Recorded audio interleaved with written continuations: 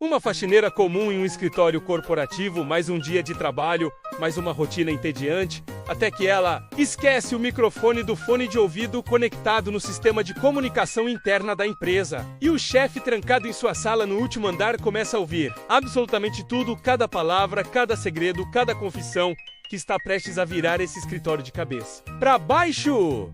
E o que ele descobre nos próximos minutos vai mudar completamente a vida de todos ali. Porque Dona Marli, 52 anos, 20 anos trabalhando na mesma empresa, sempre invisível, sempre silenciosa, estava prestes a revelar segredos que ninguém imaginava que ela sabia. Tudo começou quando Marli entrou na sala de reuniões vazia, cantarolando uma música enquanto passava o pano, sem perceber que seu fone Bluetooth estava conectado no sistema. E Carlos, o CEO da empresa, estava em sua sala, revisando relatórios, quando ouviu uma voz feminina ecoando pelo interfone.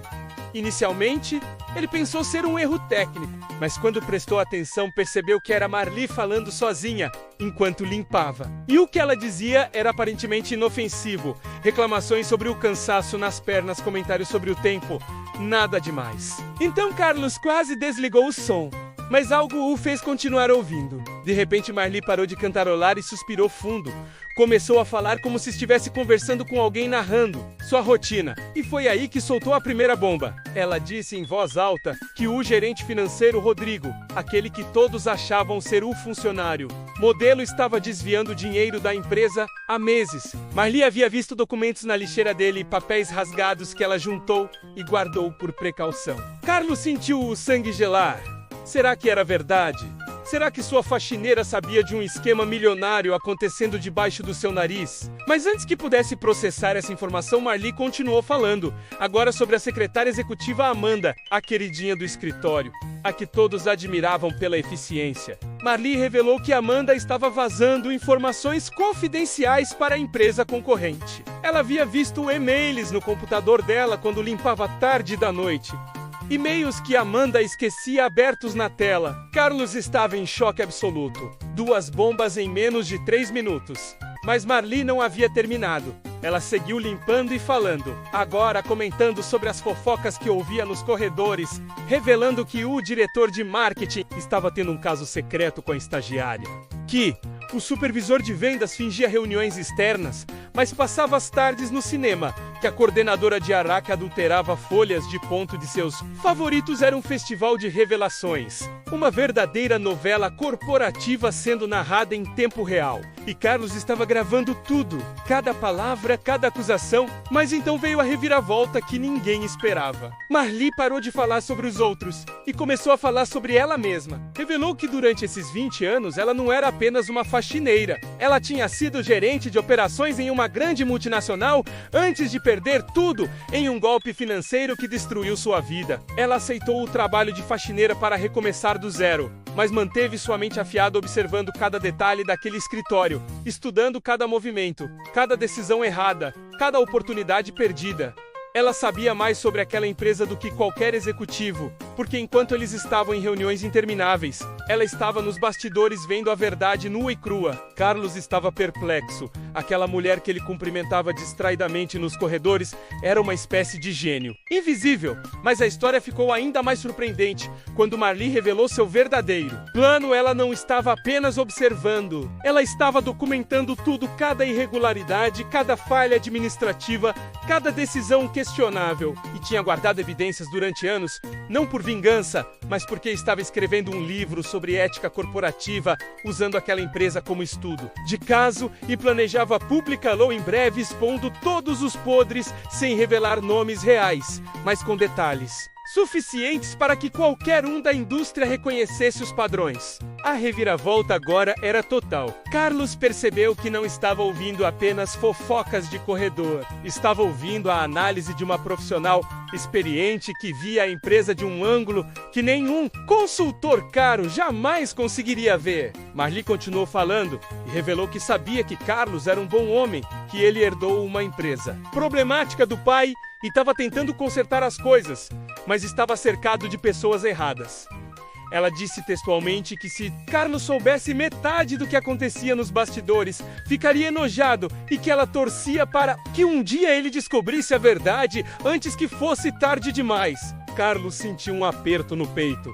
Será que aquela era sua chance de finalmente limpar a casa? Mas antes que pudesse decidir o que fazer, Marli soltou outra bomba devastadora. Ela revelou que o próprio pai de Carlos, o fundador da empresa que havia falecido 2 anos antes, não morreu de causas naturais como todos pensavam. Marli tinha ouvido uma conversa entre 2 executivos antigos comentando sobre como forçaram o velho a tomar decisões que arruinaram sua saúde, como manipularam situações para estressá-lo até o limite, e que isso acelerou seu problema cardíaco. Carlos levantou da cadeira tremendo.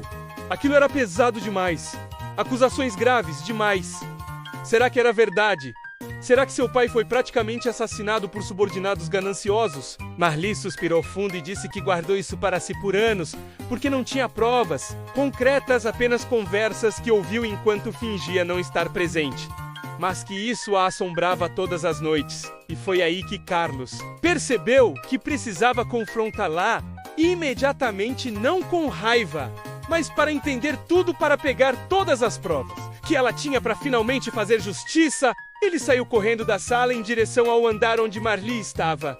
Mas quando chegou na sala de reuniões, ela não estava mais lá. Correu pelos corredores procurando, perguntou para outros funcionários que disseram Tila, visto indo embora mais cedo, algo incomum para ela que sempre era a última a sair. Carlos tentou ligar para o celular dela, mas caiu direto na caixa postal. Verificou o cadastro de funcionários e descobriu que o endereço estava desatualizado. A ficha dela tinha inconsistências estranhas, como se alguém tivesse apagado informações propositalmente. A reviravolta agora era outra. Será que Marli era mesmo quem dizia ser? Será que aquilo tudo foi um plano elaborado para plantar informações na cabeça dele? Será que ela estava testando sua reação? Ou pior, será que ela estava trabalhando para alguém? Carlos voltou para sua sala e revisou a gravação. Ouviu tudo novamente com atenção e percebeu detalhes que havia perdido na primeira vez. Pequenas pausas estratégicas, mudanças no tom de voz, como se ela soubesse exatamente que estava sendo ouvida, como se cada palavra fosse cuidadosamente escolhida. No dia seguinte, Marli não apareceu para trabalhar nem no outro dia, nem na semana seguinte. Carlos ordenou uma investigação interna completa e descobriu que tudo que ela havia dito sobre os funcionários era verdade. Cada acusação se confirmou. O gerente financeiro realmente estava desviando dinheiro, a secretária realmente estava vendendo informações. Os outros casos de má conduta também eram reais. A empresa estava podre por dentro e Marli havia mapeado tudo perfeitamente. Mas quanto às acusações sobre a morte de seu pai, essas eram impossíveis de provar. Os executivos que ela mencionou já não trabalhavam mais ali. Um havia se aposentado e outro havia falecido. Carlos demitiu todos os envolvidos nos esquemas, limpou a empresa completamente, implementou novos protocolos de ética e durante meses procurou por Marli sem sucesso, até que 6 meses depois recebeu um pacote pelo correio. Dentro estava um livro recém-publicado chamado Invisível, o que aprendi limpando escritórios corporativos, e na dedicatória estava escrito para Carlos, agradecendo por ser diferente de seu pai. O livro era exatamente o que ela havia dito. Um estudo de caso brutal sobre corrupção corporativa, mas escrito com humanidade e esperança, mostrando que mudança era possível quando líderes se importavam. Na última página tinha uma nota manuscrita de Marli, dizendo que ela sabia que ele estava ouvindo naquele dia, que havia testado o sistema propositalmente, que precisava de alguém com poder para fazer algo com aquelas informações e apostou que Carlos era essa pessoa. Ela pediu desculpas por mencionar seu pai, mas disse que ele merecia saber a verdade e que agora que a empresa estava limpa, ela poderia seguir em frente com a consciência tranquila.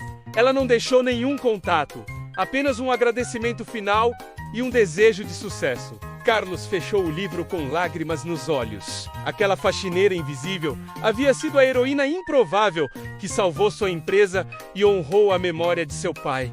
E ele jamais a esqueceria. Se você gostou dessa história inacreditável, deixa aquele like maroto. Se inscreve no canal para não perder as próximas histórias cheias de reviravoltas e compartilha com aquele amigo que precisa ver isso. Porque às vezes, as pessoas mais importantes são aquelas que ninguém nota. Até logo!